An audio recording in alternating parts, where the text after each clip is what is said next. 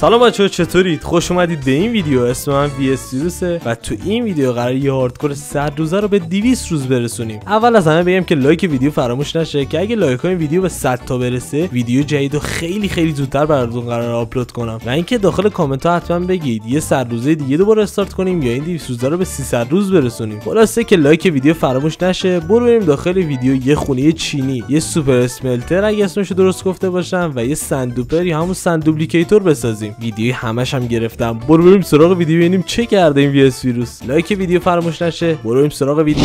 اول ویدیو با رفتن به NCD شروع شد که رفتم شالکر گیر بیارم واسه شالکر باکس که خیلی نیازم میشد. بعد از جمع کردن 22 تا شالکر که در واقع میشه 11 تا شالکر باکس، برگشتم اوورورد که به بقیه کارم برسم. بعد اینکه رسیدم خونم بدو گذاشتم و خوابیدم. صبح شوشونم دیدم اینجا شده اسپانر زامبی. برید گم شید، مزاحم نشید، اینجا خونه منه. یه نگاه به آیتم مورد نیاز سندوپر یا همون سندوبلیکیتور میندازیم و پشمو میریزه و برو بریم جمعشون کنیم. از اونجایی که فارم به 36 تا استن بلاک نیاز داره و 36 تا استن بلاک به این آسونی گیر نمیاد، برو بریم فارم اسلایمو بسازیم. اولین چیزی که برای ساخت فارم اسلایم نیاز داریم چانک اسلایمه که ما نمیتونیم پیداش کنیم. پس برو بریم اونجایی که اسلایم ها اسپان میشن فارمو بسازیم. خب بچه‌ها، رسیدیم به اینجا که اسلایم ها اسپان میشن. حالا اسم بایومش نمیدونم، اگه شما میدونین حتما داخل کامنت بهم بگید که منم یادم بمونه. همون اول کار شروع کردم به کندن بلاک‌ها و شروع کردم به ساخت فارم.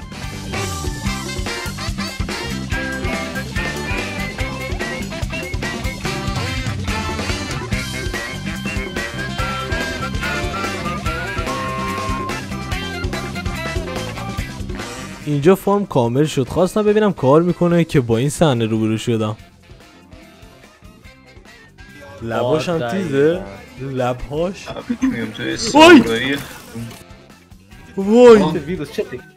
وای محمد، چیزی که دارم میبینم. بعد از ترکیدن کلی کریپر زیر فارم رفتم که فارم رو دوباره تعمیرش کنم چون که خراب شده بود به کل. و از اونجایی که به هانی بلاک یا همون عسل نیاز داشتم رفتم که یه چند تا کندو گیر بیارم و بکنمشون تبدیلش کنم به یه فارم. خیلی وقت برام سواله این تره هارد پلیرها که یه دونه فایر میذارن یا هم آتیش میذارن زیر کندو دقیقاً برای چیه؟ من این کارو انجام دادم فقط به خاطر اینکه اونا هم انجام میدن. ولی اگه کسی میدونه حتما داخل کامنت بهم بگه چون خیلی برام مهمه.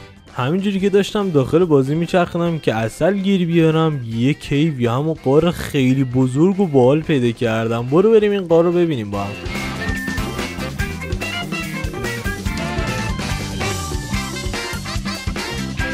از اونجایی که دیگه ویلیجری نمونده بود که بره خونش، پس تصمیم گرفتم یکی از خونه‌های ویلیجرها رو تبدیل کنم به فارم عسل. البته بعدم نگم یه چیز جالب در اومد.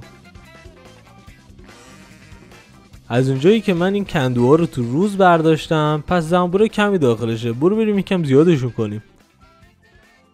دیگه کم کم داشتم فایرورک کم می آوردم، پس رفتم روی فارم کریپر یکم AFK کنم. اگه این فارم رو دوست دارید بدونید چطوری ساختم، ویدیو قبلی حتما ببینید.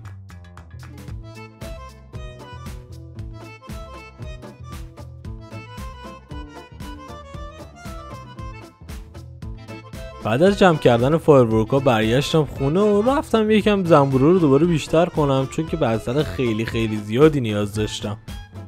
بعدش هم از همون تونل ورودی که ساختم میرم بیرون. خیلی سخت رد شدن ازش. اینم بگم البته فقط برای زنبورا. خب حالا از اونجایی که تقریبا همه وسایل داریم برو بریم که فارمو بسازیم یا همون سندوبلیکیتور رو بسازیم. اولین کار که برای این فارم نیاز داریم اینه که 3 تا بلاک دروازه ان رو بکنیم که روشش رو دارید تو ویدیو میبینید. خب حالا فهمیدید که با موفقیت کار میکنه و همین کار رو نیاز داره برای 4 طرف انجام بدیم که کامل فقط دروازه بمونه. اینم از آخرین قارچ شد تموم. حالا فقط کافی که یکم از دور و بر دروازه اند بکنم که بتونم راحت‌تر بیلدو انجام بدم.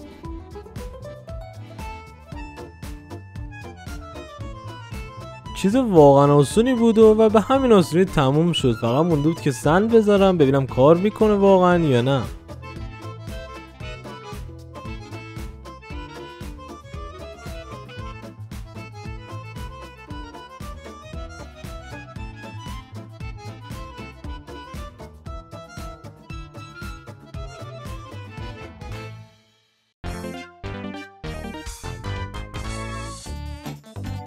خب مثل اینکه واقعا فارم داره عالی کار میکنه ولی بلاک‌ها رو داریم جلو میندازه. پس برو بریم یه چیزی بسازیم که بلاک‌ها رو جمع کنه. پس به یکم هاپر و چست نیاز داریم.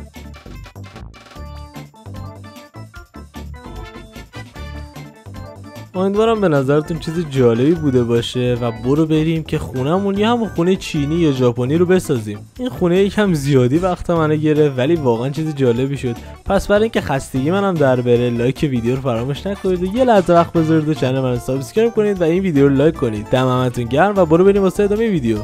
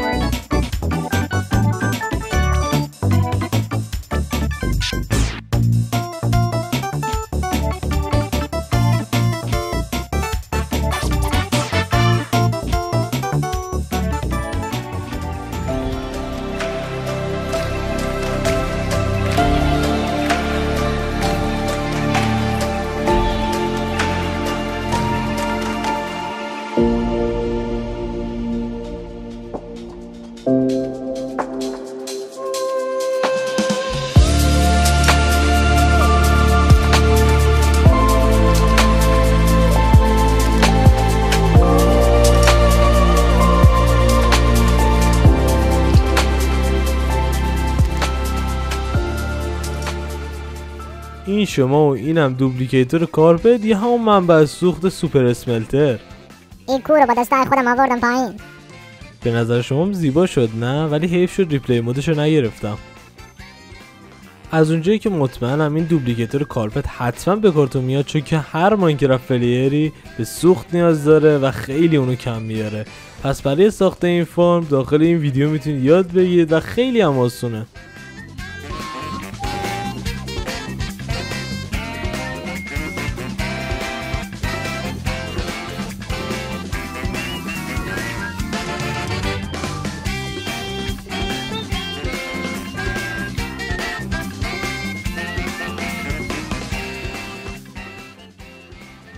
یو اینجا رو ببین پسر چی ساختیم. برو بریم داخلش ببینیم چطور کار میکنه.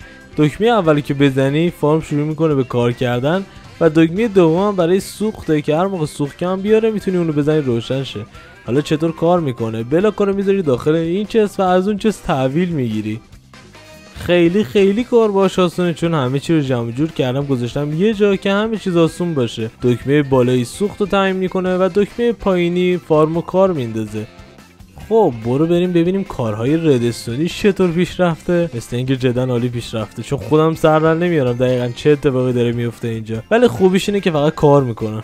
حالا شاید براتون سوال باشه چطوری هاپر از پایین دارن آیتم رو به بالا میبرن، ولی اینا هاپر نیست که داره آیتم رو به بالا میبره، جریان آبه که خیلی چیز باحالیه. واقعا ماینکرافت چیز باحالیه و راه جالبی داره برای انجام هر کاری. تو این گزینه من از سولسند و آب استفاده کردم که این باعث میشه جریان آب رو به بالا بره و آیتما رو میبره رو به بالا و اون بالا آیتما رو هول میده داخل هاپر و به همین آسونی فارم کار میکنه. خب مثل اینکه به آخر ویدیو رسیدیم. امیدوارم از این ویدیو راضی باشید و من تمام تلاشم میکردم ویدیو جالبی براتون بسازم و من ازتون معذرت خواهی میکنم که تایم ویدیو کوتاه بود چون که چیز جالبی نتونستم براتون بسازم، ولی سعی میکنم توی ویدیو 300 روزه کلی آیتمای خفن براتون بسازم. از جمله قراره یکی از کارهایی که شما داخل کامنت به من بگید و قرار انجام بدم، مثلا بیلد اسکین خودم یا بیلد اسکین شما یا حالا هر چیزی که شما داخل کامنت بگید. پس حتما کامنت رو بتره کنید. میبینمتون تا ویدیو بعدی. فعلا خدافظ. لایک فراموش نشه.